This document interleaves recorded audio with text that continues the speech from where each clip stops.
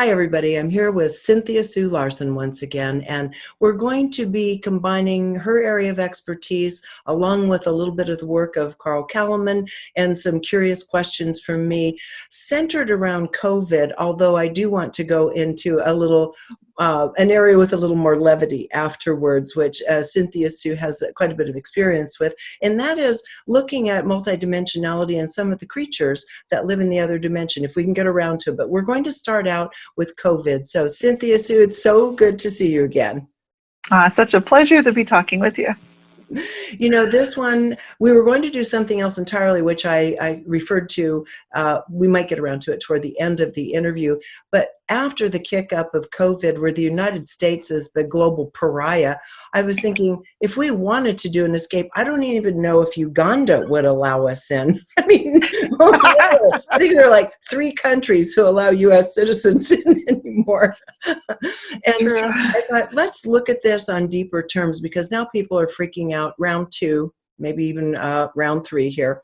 So I wanted to talk to you because this has dimensionality to it, just like everything else does.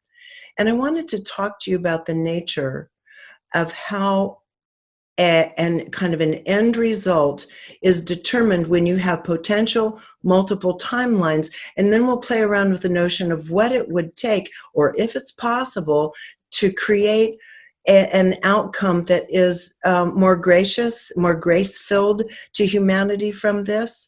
And that we're going to be kind of tapping into Carl Kalleman's work along the way. So first of all, tell us what you think about COVID from a multidimensional point of view. Well, it looks like it's here to challenge us, which is doing beautifully. And if you wonder why do we need a challenge, then that's why we're bringing in Carl Kalleman's work, which is perfect. But we'll get to that in a minute. So it's a challenge, and it presents us with the opportunity during the challenge to either fall back into old survival patterns or step up to a new level of ourselves, really. And so that's the ultimate challenge. And that's the unexpressed challenge that you're not typically going to see, except on a show like yours. Usually that's not what's being emphasized by the news media. They're focusing on the very material, physical. And what I've known from looking at this idea of reality shifts and Mandela effects, consciousness for the last 20 years I've been studying it, is that all of that is malleable based on our state of mind, our consciousness. We absolutely affect it. And so when we work as a collective, then we have the ability to bring about large-scale changes. So the challenge then is on a large scale. How do we step up or do we fall back? And that's, of course, trying to work together collectively. And for individualists like ourselves, then often this can be challenging because the West, as you know, is very me-based. It's very me. And the East has more of a we, accommodating shared consciousness. So if you look at it that way, then you're starting to see what might be happening. And I think that's a good framework. I think it is too. And as you're mentioning this, it's occurring to me, I mean, one of the things I think that gave the United States its position in the world was a kind of level of creativity that's unusual among the world populations, partly because of, after World War II, a certain amount of prosperity that allowed for enough comfort, that allowed people to express themselves creatively, plus the notion of the dreamer, the people rolling west, Hollywood, all of it. Now in this world, today we're looking at the virtual world of the internet. And so is it possible we're also talking about a population, which is, you know, the most volatile in terms of COVID right now? Is it possible part of that has to do with the power of that collective imagination and being split? I mean, really fractured in 2 different directions. Yes, that's a good way to look at it. I think that you're on the right track when you're looking at what's happened since World War II. And if you go back even farther, you can see, this is why we're definitely going to bring in Carl Kalleman. Yes.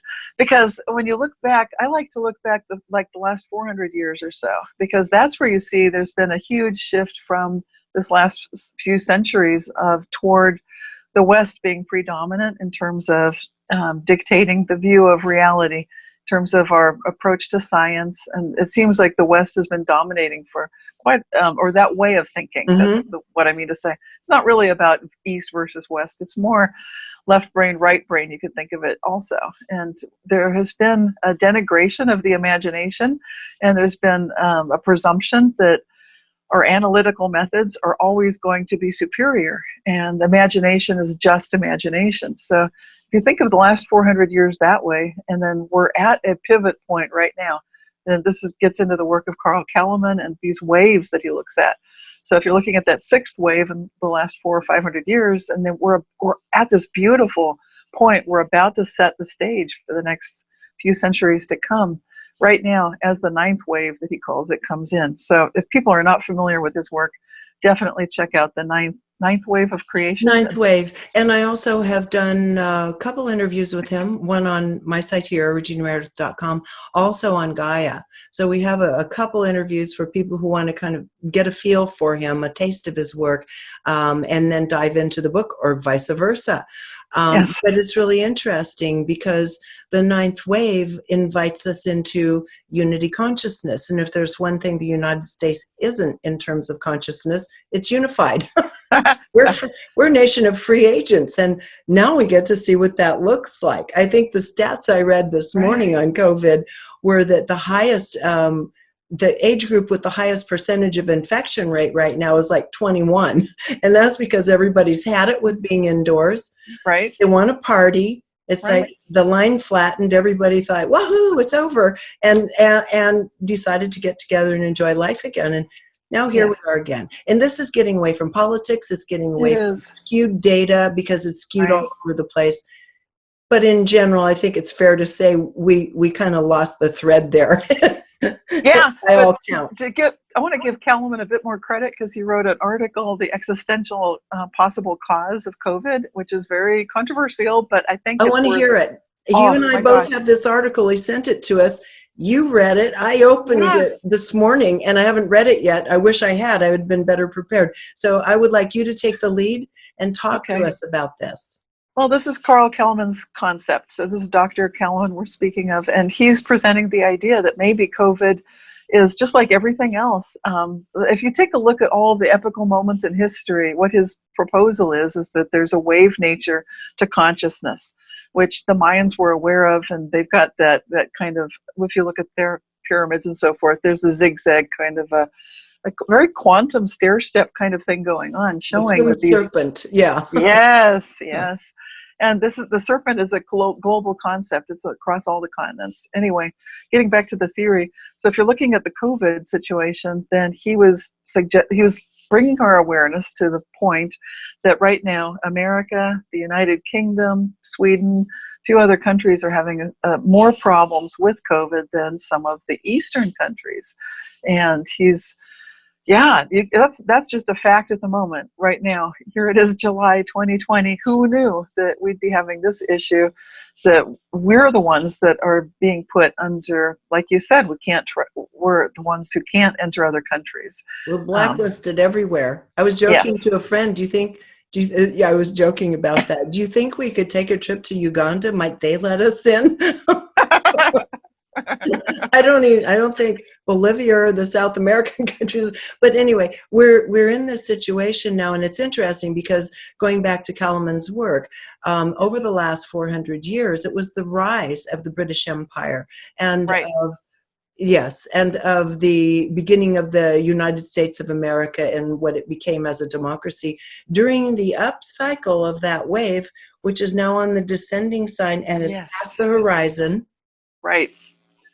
That's what we're talking about. So when we look at that fact, and then you see, okay, now the East, of course, is going to have an easier time with a matter that requires cooperation, not so much of a me attitude where, like, I don't have to wear a mask. And so I'm not blaming anything. I'm not trying to pick on anyone. Let's try to keep it clear of that. I'm just saying we are who we are. We each have, each country has its own character. Ours is ruggedly individualistic, fun, creative. Yes, it is. And right now, that's taking some of the hit. This rugged individualism is much more. You might think of it as a masculine, or it's the yang to the yin. So the Eastern approach, which is we're all going to do the same thing, we're going to work together. They're coming through this a little more smoothly. So that was what he's suggesting in the article. What I'm noticing, because this gets into, I love his work because it really highlights, it gets to the point of what's going on that was so special right around 2011, 2012, and that was the so-called end of the long count on the Mayan calendar. And then what we're noticing for those of us who are experiencing the Mandela effect is that was really the beginning of when that same time, 2011, 2012, right around there, that's where global consciousness, all of humanity became aware of the Mandela effect. And that to me is good news, because it means that gets to the point of what we want to talk about today, like what can we do about this and what's possible now that we're at this point. Indeed, because instead of becoming more unified and working as a team in the United States, we use that as an opportunity to express our frustration right on through our resentments and even overt hatreds. We allowed this to trigger all of that in our society to actually create a society or show a society, reflect a society that is more divided than ever. As I alluded to earlier, we're divided. We used it to increase political tensions and division, racial tensions and division. And at the same time, you have those people who are on that newer edge of thought and feel that wave of unity that must express itself coming in, now starting to show up and say, okay, here's our chance. Let's do things differently. So it's beautiful on that level, but what a whopper, what an eye-opener to show just how divisive and essentially kind of dark we allowed ourselves to go in our thinking, and in our resentment of one another. That was, I don't know that most people 2 or 3 years ago would have guessed that this is what we would become. I don't know. No, I think you're right. Very few people would have guessed that, because it seems like all the shadow stuff is bubbling over Shadows and coming out. Yeah, it's all the dirty laundry, whatever you want to call it. But that's perfect challenge for us to take as the opportunity. Now, individually, when this sort of thing happens on a personal scale, that's those of us who meditate and have that spiritual background, we know that's a call to either fall back into old patterns. We know not to do that, hopefully, and become more egotistical and me, and just I want it my way, and instead start, blaming, right, and pointing fingers and all the drama. We know that doesn't go anywhere once we've been through that a few times. Yeah. And now collectively, this is more challenging to come together as a country in a way that I don't know that we've ever done that, to collectively step up, if you will, and recognize this is a huge opportunity to be more than we've been, to be more in service, and to be there for each other, to have that degree of respect and reverence that I haven't typically seen a lot of. And it's so shocking at this point to call for that level of reverence and respect and gratitude for one another. And care. Care, kindness even, right? Yeah, kindness. Yes, I agree with you. So, Cynthia, when we look at it through your lens, yes, and the mind, because we've talked about this, we've talked about it in other interviews. People talked about it at your conference recently, yes, at the Mandela Effect conference. And this is the notion of how mind interfaces with the outcomes, how mind and emotion interfaces with the outcome of these timelines or these parallel realities or these ultimate outcomes. So tell us about that from a vibrational level and from a mind level, and set the stage for the COVID and then the way forward. Okay, that's all. Yes. Yeah. Small, itsy question, yeah. Yeah. Well, basically, the key when you look at consciousness and what we create is that we tend to lose sight of it, but what we focus on with the totality of our being, I'm gesturing because it means not just your head, but your heart and your gut. When you've got that alignment and you know that what you need is what you love, is what you are focusing on, and what you're visualizing, we tend to get it because it's what we need and it's all lined up, and that's beautiful. And we see this if you're in love, or, those moments when it feels like everything's going your way. Well, and then what we sometimes do is make the mistake to think, well, that was only happening because I was falling in love, without recognizing this is actually a state of being that you can master. You can become much more aligned within yourself and feel a sense of love with life and with others every day. And so this is the goal. Now that would be in perfect times, it may seem easier.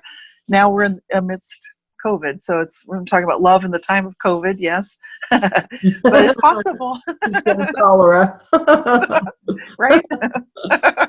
Love it. So it's totally possible. It just requires us to just take that moment, just slow down, calm down, recognize that no matter what's happening, things are fine, and just really regain that stillness of self that can get lost when we tend to focus too much on whatever is bothering us the most. And that's a natural, normal part of our brains. Our minds work that way. We fixate, of course, on what's wrong. But this is not the time to be doing that so much. It's not functional. It's not really working. And it's not really getting us anywhere. So it's individually, each of us needs to recognize what can we do to calm ourselves down, get realigned with where we want to go. And then start working better with the individuals that you have in your home, in your bubble, and just be the rock that others can then rely upon. Because as we know, when you are that person that people can depend upon, you can be that point of sanity. And that's what we really need right now, is to build this new future going forward. And we will. We can do it with those of us who are able to visualize. First of all, we're in this amazing time of opportunity. It's calling on us to move up to a new level. We've been ready for this. We've been getting ready for it. People that watch your program, that know you, they know we've been getting ready for it. Well, here it is. Yes, it is. Well, and it's interesting because we have to really watch the nature of our thoughts. And one of them, I was having a conversation with a colleague yesterday. We're looking at production schedules and all that. And she's a person this is a very fearful thing for her, because she's from New York and she knows people who've been affected. Even though she's not in New York, it's very challenging for her. And I'm in a place where it's not as challenging where we live. And, the temptation to say there's a right way or wrong way. But one thing she mentioned was that this is now being called, wearing masks and social distancing is now being called by a lot of the media the new normal. And I said, no, do not accept this as the new normal unless this is exactly how you want this thing to go. What happens when the media starts saying this is the new normal, and tens of millions of people a night are listening to this messaging that this isolation is the new normal? I think that's what somebody came up with to try to get people to get on board. But it would be better to find something like Rosie the Riveter, something where you feel like I'm helping and we're going to get through this and we're doing something and there will be an end. Yeah.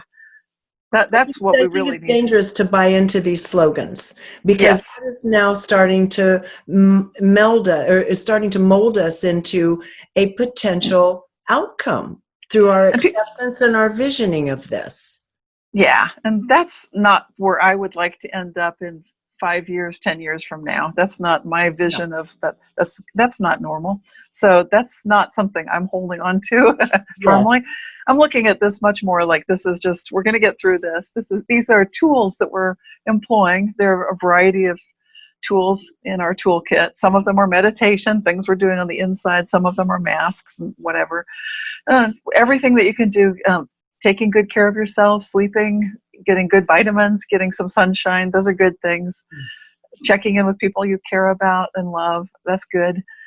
And obviously, then as a group, can we steer things? I believe we can. But when we look at what's going on, and that's where I love this idea of the ninth wave, because then you see like, okay, this challenge was here at a time for us to reconsider the last 400 years of fixating on only the measurables. Yes. And we are leaving that time behind. We are going into much more of a subjective experience of reality, much more than that belief that everything could be objective.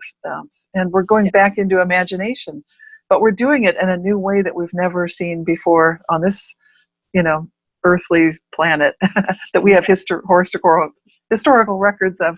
It's going to be something new, familiar in a way, but it'll be new. And that's the challenge, is to keep the positivity and the hopeful sense of adventure without, like you said, assuming that what we're doing to get through this would ever become something that we'd be stuck with. That doesn't make sense. Yes. Thank you for that. And I was talking with Belinda Womack, who's someone I've interviewed before. She's a wonderful, wonderful, kind lady she's a channeler, and her guides told her from the very beginning about the nature of it. And they said, this is frequency. It's all frequency. It's always frequency. And right. Of your own being and what you do to keep your frequencies as clean and clear and high as you possibly can will be a large determining factor in how this would affect you if you were exposed. What are your thoughts on that? Oh, absolutely. Yes, I totally agree with that. And I've noticed, just dealing with illnesses and so forth, and I've described it in some of my books, just like quantum jumps, and I think most of us have had this experience. You might notice you're starting to catch a cold, but you can't be sick. And on those occasions, if you tell yourself, I can't be sick, I don't have that luxury today. Like I could feel the cold coming on, but you know what? I'm going to imagine this is the end of the cold and it's just going away. I have to do it that way today. And that works. And a lot of people have this experience. So it's bringing that kind of burst of energy and visualizing it, knowing you need it, and then you can have that. So that's something that we know how to do when we need it. I think the trick right now is it seems like it's such a long haul. It's hard for some of us to know, how do we make a particular jump on a given day, and how do we know that we need something? How do we know where we're going with this? It seems a little chaotic, like what's happening. And again, that's why we brought up Carl Kalleman's work, because when you look at this ninth wave, and what is it, every 1 week it's going from day to night, and every 2 weeks it's a complete cycle. Wow. No wonder things seem so chaotic, because every 2 weeks is just nuts. Another huge thing has happened. And Sure. yeah, but the thing I want to emphasize that I don't know that Carl knows about, and I know a couple of people brought it to his attention. Evan Maitreya, who was at the conference, talked with Carl Kalleman once and mentioned, do you know about the Mandela effect? And at that point, Dr. Kalleman didn't, but now he's heard about it. And I like to think that would be the technology that came in with the ninth wave, this idea that collectively we are changing reality. So far, we've been doing it subconsciously, but we're seeing the physical effects that are very positive in our bodies, for example, where the kidneys have definitely moved. Like if you think to yourself, what's a kidney punch? Where is that? Put your hands on where you think that is. Most of us would put our hands on our back in the low back area, like you do, like if you've climbed up a big hike and you're tired and you put your hands there to rest, you're covering what used to be the kidneys. They have moved up and they're now under the rib cage, better protected. And that's one of several physiological changes that have affected 8 billion people on the planet with no fanfare. So we're witnessing the way that this quantum shift can occur on the entire population. There are lots of other shifts as well. But if you start thinking this can be positive, then you know that these miracles can happen, and we don't need to be wearing masks forever. It doesn't make any sense. Going back to that. I agreed. And I flashed back to my conversation with a woman I've mentioned in a couple interviews. Her name is Elena Tonetti Vladimirova, and I was interviewing her for the subject of water birth, but turns out she grew up in Siberia with Russia's first nuclear power plant, or one of the first. She said the first, I don't know historically if that's accurate, but one of the first, let's say, and it had been leaking for decades. And she said what happened is, she said 50-50, but it's generalizing, that half the population was thriving on the radiation, where the other half would fall ill and experience birth defects in subsequent generations, cancer and so forth, but the other half thrived to the extent, and she was one of them, where they had these super immune systems, and where when Fukushima happened, she was craving. She heard the news and her cells were excited. She wanted to swim in that water. It was so, yeah, I mean, her body was craving the radiation. This is not something the human body is designed to do, yet somehow these bodies that she's speaking of adapted to this, and so have others where there have been radiation leaks. And so if we're looking at that, is because that's supposed to, destroy the integrity of our cellular structure and DNA. If you look at that and people surviving that, what is it in the ones that survived? And that's what we're talking about. What is it in the ones that survived and thrived amidst it versus those who didn't? Might it be that COVID is another such challenge? And what you said earlier made perfect sense in terms of how do we shift those frequencies? Everything you spoke about earlier is how we shift those frequencies. This is not magic. You don't have to do rituals. We're ready for this. And I love that example you're giving, because it shows that there are these quantum leaps in evolution that explain, well, it doesn't explain, but it matches the record when you see there are all these missing links through evolutionary history. And it's like there's more missing links than connections. It looks very quantum. And so I think that we're actually witnessing that this can and does happen. And some people literally notice it in their lifetime. That's an amazing example. So I think anything's possible. And we know for sure that our memory itself is thanks to having had a virus at one point in time. That's the source that of all memory that we currently have. Right. So viruses can absolutely help us evolve, and it's quite possible that's happening right now as well. Yes, we just can't imagine where that, quote, potential upgrade may be leading us. We can't see that at the moment with all the panic and all the disturbed voices that are screaming at us from all directions. So I think we're all on the same page here together, which is if we can understand our opportunity in the West, in the United States, is to learn to come into more of a unity consciousness in a very real way, which is literally being presented to us on a platter. It's not just a new age platitude anymore. It's you need to unify in your care for one another. And as you said, be the rock for others. Offer kindness and offer understanding and compassion for people who are in fear over this, into the situation. Instead of blaming and seeing one another as weak because we might be in fear, one person's in fear, another one's considered reckless because they're not. I think it's really important to calm that part of the conversation down. Some people have reason to feel more fearful. Others have less reason to feel fearful because of their own life experience. So let's just have a little compassion. I hope you're enjoying this video, because if you are, there are dozens more like it on my site, all supported by people like you. So if you'd like to keep this work rolling in and join our community, just click on the Patreon button at reginameredith.com. That also gives you access to insider commentary, my live book club, and other live events with special guests. So join in. Thanks. So now this takes us on to the part of the conversation that was going to be the body of our interview. Yes. We decided to go this way. And that has to do with the realms that are living just slightly phased off our realm. I'm wondering if you've seen anything along the line of how what we're doing here in this realm is actually even affecting some of the other realms of beings. And the one we're going to focus on was some of the devic realm. Yes, I've had some extraordinary experiences that I guess we were talking about, and you said this would be great to go into it, and I'd love to. Yeah, it's amazing to me that that we can have connections with nature spirits. Like people talk about little people, and they're actually experienced all around the world. I've encountered some that are close to my house. You can think of I don't know what to call them exactly. I guess elves would be the right word. They're small, and I see them through my third eye. So I know I know other people won't see them the way I see them. But having said that, they're quite real to me because they have had profound interactions with me that have affected a lot of, they've shown that they're picking up on what's going on in our reality. I'll just jump into it because it's too hard to explain by summarizing. Go for it. Yeah.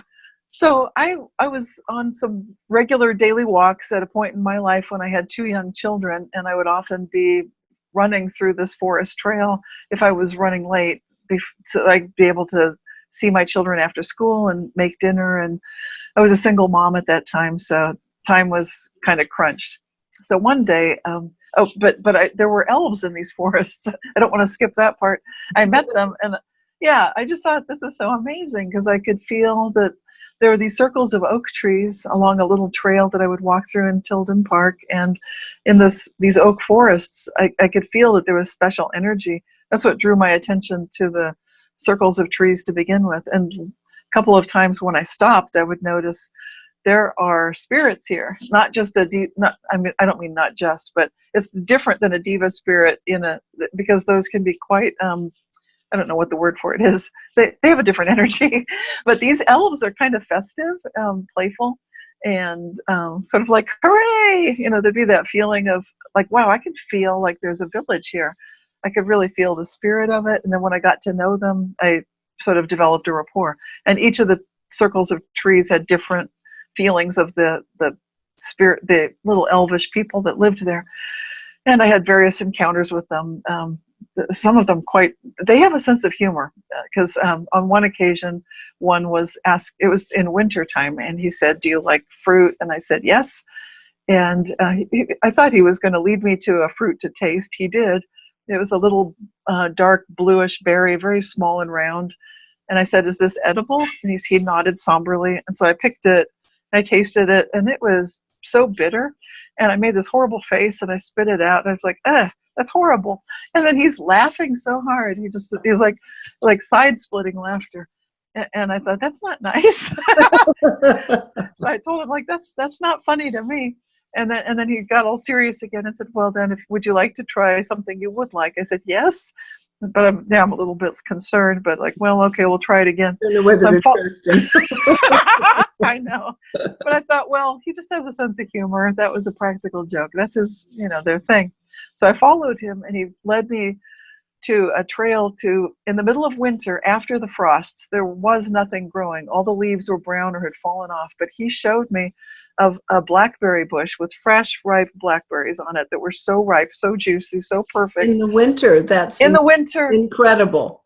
But there was a catch to it, because I'm looking at it, and the only way I can reach it, and I have brand new white shoes on, my brand new white Nikes, and I thought, oh man, but there's a mud puddle, and there's no way to get to them without stepping in the mud puddle. I'm like, well, there you go again, you guys.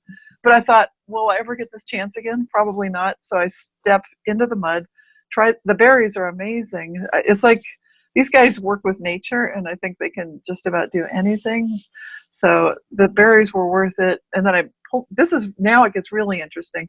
I'm removing my brand new shoe and my white socks and my foot out of that mud puddle, and it looks like I'm watching a movie in reverse, because I don't expect this. I expect mud, and I've wrecked my shoe. And I thought, well, I've got a story to tell. But the shoe comes out clean. It just comes out clean, just completely clean. So I'd seen what these guys can do. It's amazing. I mean, it's just nature stuff, but it's amazing.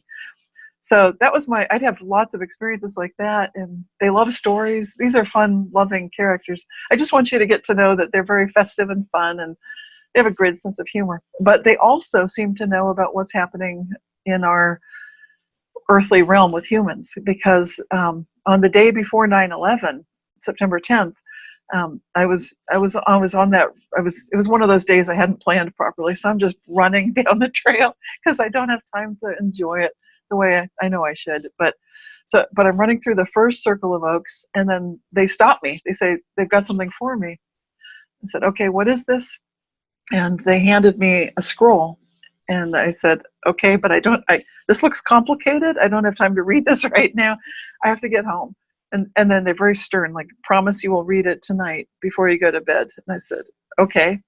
So off I go. A physical scroll that you could hold in your hand? No. This is it was something you could see through your third eye and carry with you. Yes. I know they're handing me something. I look at it. What is it? It's a scroll. It's big. Like, oh man, this looks involved. Yeah. So it's like there's a lot. I open it. Oh my gosh, this is more than a sentence. I'll have to deal with this later. And so, but they just promise me that you will read this. I said yes. But then, you know what it's like if you're a single mom, things went differently. So I forgot all about it.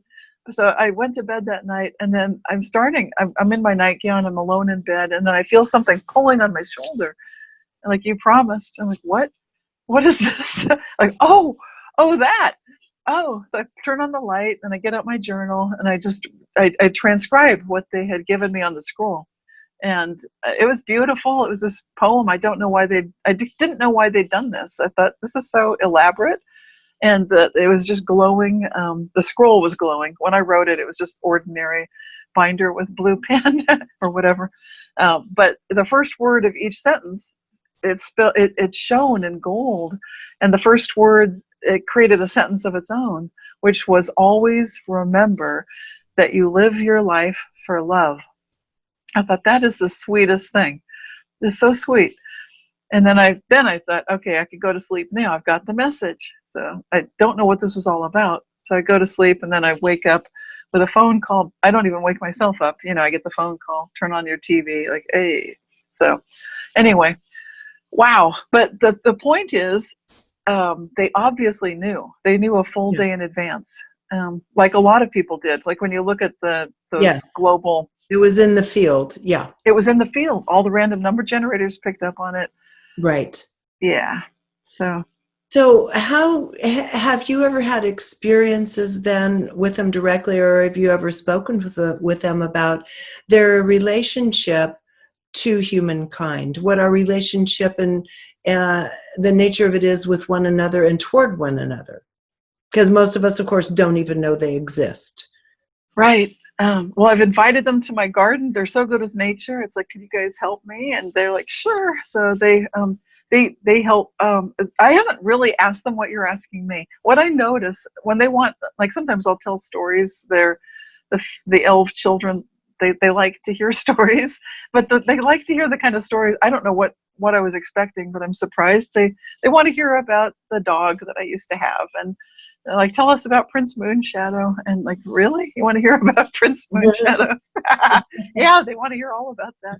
So what they are so interested in are the qualities that I think we need to come back to, which is things like joy, kindness, laughter, really connecting with one another. I think they talk to me because they sense that I really care about them, and I can feel that they're there, and I could feel the energy. Like, I would stop at those circles of oaks and just soak it in, like, there's something special here. That's how I got to know them. It's because I knew that I knew there's something going on here. And then they became apparent to me. And so I think they show me, based on how I interact with them, what they're looking for and what they care about.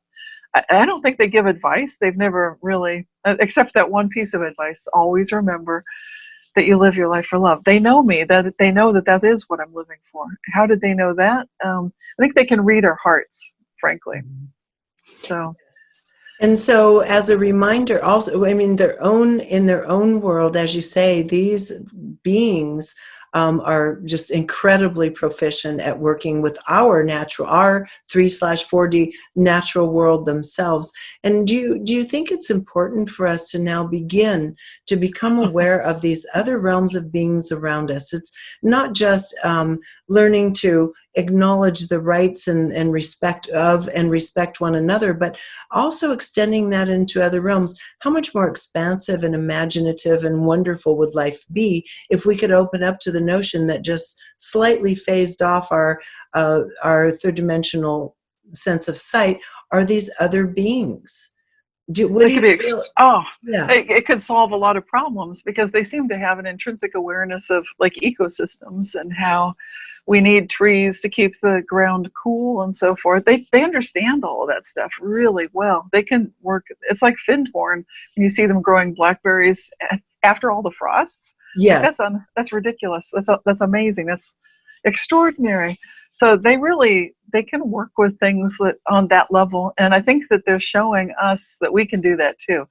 So to me, it's like you say, it's the imagination. So instead of looking to our left brain technology, what about recognizing that we already can feel the quality of a soil, for example? When there's a richness to a soil, and it can grow good fertile crops, that matters. And I think we've sort of lost touch with some of that connection to nature that we used to have. So that, to me, that's what the elves in Oh yeah. particular are showing. Yeah. That's wonderful. That's so important. And anyone who has even a pot of flowers or a little vegetable patch, really, I I'm starting to talk with them. I'm not able to see them. I can connect with beings, and I can feel them and listen to them and sometimes see things, but I don't see this realm of beings, and I would love to have a little bit of envy. I would love to be able Oh, to actually see them, but I acknowledge their presence, and I notice that they're helpful, especially when you request a little help with something in the natural kingdom. So I would encourage all of us to start understanding that maybe it's just slightly phased off, but there's this wonderful world. We're ignoring our own third dimensional world.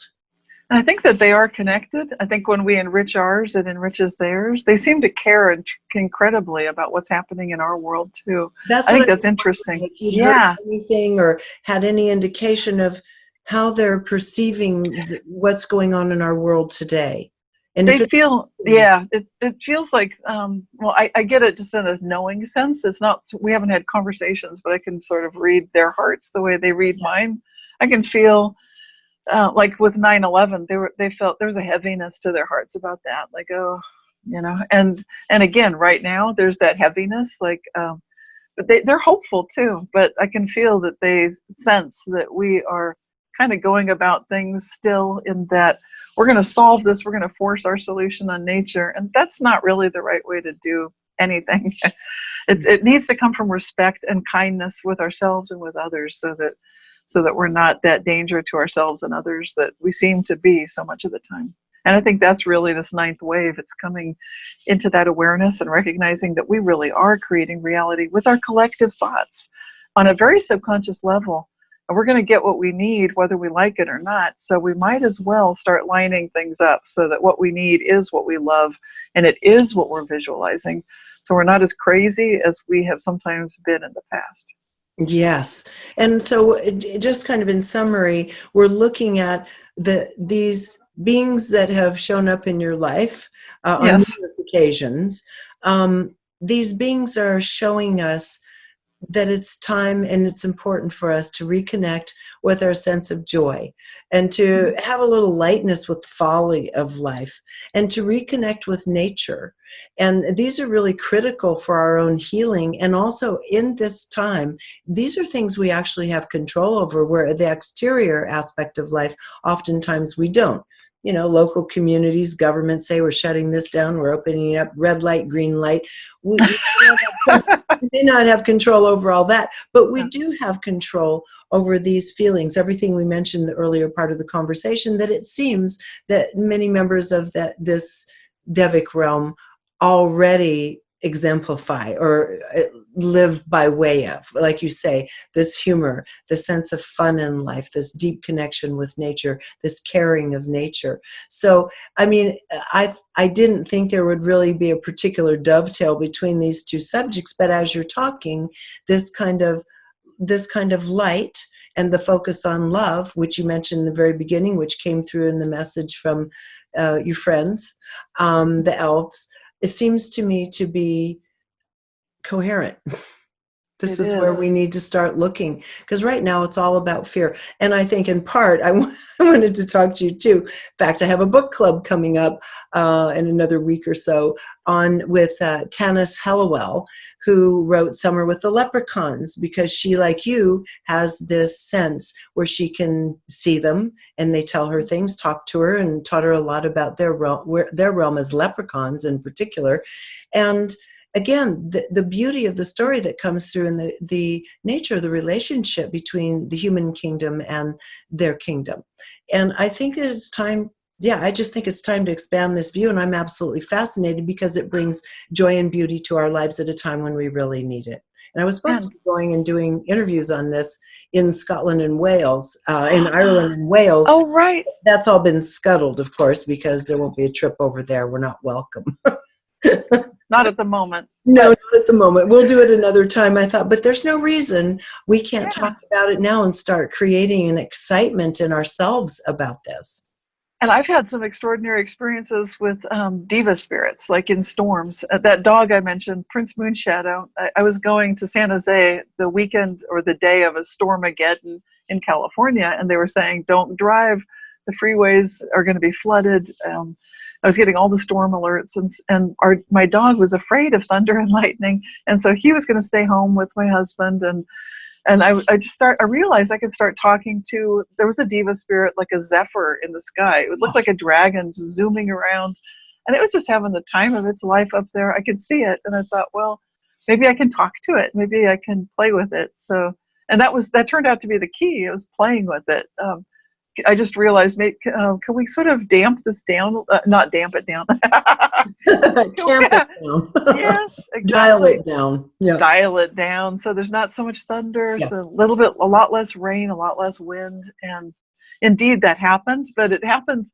The best results I got were when I was playing with it. It was playful. It reminded me of playing with, it was very smart, very active, very strong, very wise, very powerful, driving a huge storm, just circling around and around with the clouds. So I just felt like I could play up there with it too. And when I was playing with it, then it was happy. And I would just say, can we just like calm this down? Yes, decrease the power of this storm, which we did. And so it wasn't quite the Stormageddon that it was supposed to be.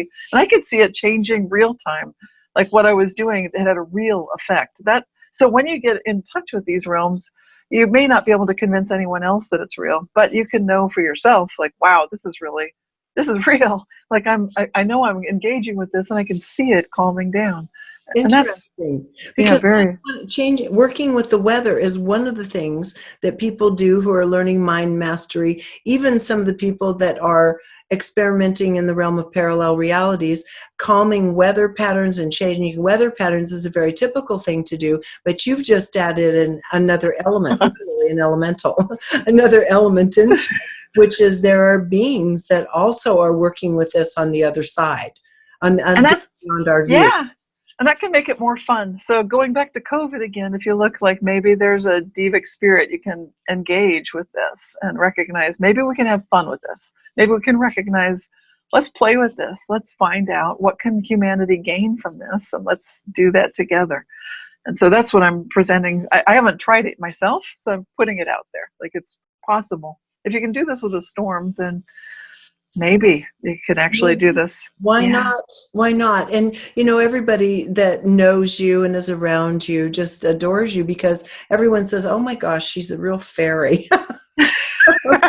the energy you carry, and the playfulness and the light. Even I've seen you when you're under pressure, you don't lose your cool. You just stay kind. You always stay kind with everyone. And of course, people wonder, what is she? I don't know. Maybe you are part of the fairy kingdom yourself, and that's why you can speak so clearly with them. But you can choose it, and you can become that. So it's, I started off human, But if you keep choosing love, you can become this. It happens, because you're becoming that too. You're just so beautiful. Well, you know what? We can't end on any better note than if you choose it, you become it. And that is true. Yes. That includes that lightness of being, that kindness, compassion, and that love you just talked about. And let's not forget playfulness, because a lot of people are not feeling joy and playfulness right now. It's a very, very dense energy that we're swimming in, that does have the hallmark of chaos and incoherence, but we can still choose. We can make our choices about how we're going to show up within it. And as you say, to start maybe even playing with it. What is the benefit here? I thought that was a beautiful statement you made. And I feel like this Mandela effect is the key. And the conference that you were the keynote speaker at, we'll be bringing the keynote out. It's going to be released on the YouTube channel for International Mandela Effect Conference. Wonderful. It'll be free and people can see it. We were just doing some post-processing, but it'll be out. So it'll be there. I'll post it on this site once I know it's there, so people can kind of see what we were up to and go into the other talks as well. Cynthia, I want to thank you for taking the time. You add so much light to really every subject you engage with, Mandela effect or elves. Fairies. I love it. I'm fascinated with it. I can feel it. And I really want personally to have a closer relationship with that slightly phased off world, because if there's one thing we could all use, it's a little help, a little nature, and a little joy, and a lot of love. Well said.